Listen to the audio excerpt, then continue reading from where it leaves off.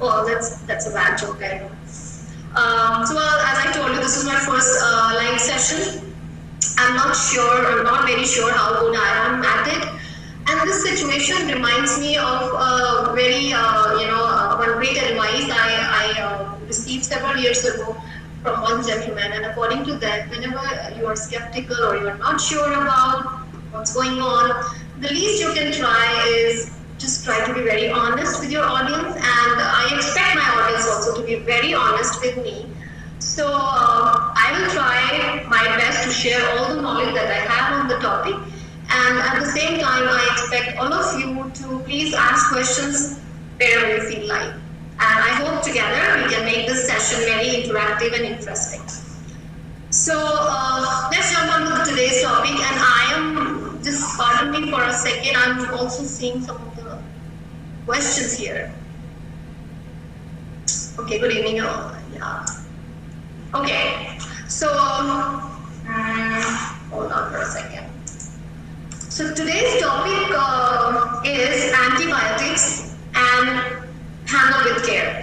So, and before moving forward, I would ask you all to please watch this informative session till the end. And believe me, it's not very long. It's just less than 20 minutes. So be there. Because in the end, it will tell you how you as a responsible citizen can prevent the spread of future apocalypse, popularly known as the antibiotic resistance. So, in order to understand the term antibiotics and the issues related with it, we first must need to familiarize ourselves with the term bacteria. So, what exactly is bacteria? Well, bacteria is one of the different types of very small, very tiny living beings. They're so small that you cannot see them without the help of the microscope. And that is why we call them microorganisms. And these small microorganisms, popularly known as bacteria, they live virtually everywhere. Everything that you look at, everything you touch, everything you put in your mouth, like the food you eat, the air you breathe, water you drink is all filled with bacteria. Everything you sit on is covered with millions and millions of bacteria. Even the bed you sleep in, if you think that you're sleeping alone, guess what? You're not. You're sleeping with millions of bacteria. So they are virtually everywhere. You can find them at the bottom of the deepest part of the ocean, and you can find them at the top of the tallest mountain. So basically, bacteria are omnipresent, and they have only one motive or one goal in their life, and that is to keep on doubling, and that's how they just keep on increasing in their number from 1 to 2, 2 to 4, 4 to 8, and so on. So now there's one place in this world that bacteria really loves to call their home is our body, that's the human body. They love human body because it is warm, it is covered, and it has a lot of things for them to eat. And when bacteria find a place with food, with warmth, with shelter, they just multiply very fast. So also there are nearly more than 10,000 types of bacteria that live on or inside the human body. In fact, there are more bacterial cells in the human body than the human cells itself. So I guess we can argue that we all are more of a bacterium than the humans. And many of these bacteria, of course, they're very harmless and even they're very beneficial because they help us in several processes, like they help us in digestion, they help boost our immunity. So basically, they all live with the bacteria all the time, and the only time that we really remember them is when we get sick. So basically, disease or any kind of discomfort in the body is our bacteria's way of telling us, you're here. So obviously, I think you all must be thinking of that if we live or if we swim in the pool of bacteria all the time, how come we really get sick? So there are two reasons for this. Number one, most of the bacteria that live inside us, they're pretty harmless. They're very peaceful, they're loving and caring. And number two, human body puts a lot of effort to keep these bacteria in place. To better explain this, let me take one example. I want you all to imagine a prison something like, high security, Tihar jail types.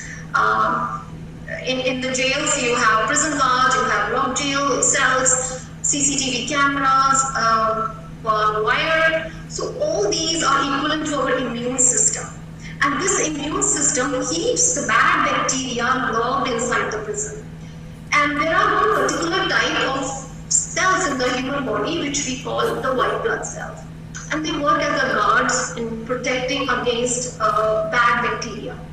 So whenever white blood cells, they fight with the bad bacteria, the body temperature rises and you feel very feverish. So that rise in body temperature actually kills the bacteria inside our body.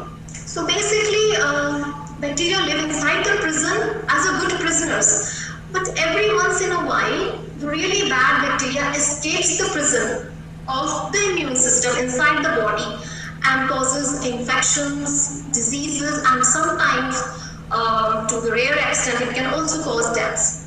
So the bad bacteria can, and one more thing I would like to tell you here is, these bad bacteria can also enter our body from outside, through our nose or through our mouth when you eat contaminated food, or even through your broken skin. So in order to kill these bacteria, we are dependent on certain kind of medicines to kill these bacteria, and these medicines are called antibiotics. To better understand the word antibiotics, I would like to split it into two, anti and bio. Anti means against or opposed to, and bio means life. So together this word means against life. So in short, anything or any substance which kill these microorganisms, living microorganisms, is termed as antibiotic. So having talk about antibiotic, there is a very interesting story behind the discovery of antibiotics, and I would like to share that with you all. So there was this physician and a scientist popularly known as Sir Alexander Fleming. As I told you just now that he was a doctor. So he also served in the during the World War I in the Royal Army, treating wounded soldiers as their doctor. So at that time there were no antibiotics available for the soldiers or even horses used in the war, and they used to die because of simple infections in their wounds. So this made him do research on finding out a treatment for infections. And when World War I was over, Fleming continued his research on finding the treatment for these bad bacteria which are causing infections. One fine day in the year 1928, Fleming returned from vacations with his family. And before leaving for the holidays, he kept the plates having bacteria in his laboratory where he was experimenting with these living microorganisms. He left the plate having bacteria on one of the bench in the corner of his laboratory. When he returned, he noticed that there was some white cotton-like substance growing along with the bacteria in the plate. And he observed that some of the bacteria which are very close to this white cotton-like substance were dead, but some of them which are farther away from this white cotton-like thing growing, they're alive, they're absolutely normal. So he found it very funny. So initially he thought of throwing them away, but instead of throwing them away, he stopped and thought, what might have caused some of the bacteria to live and rest of them to die?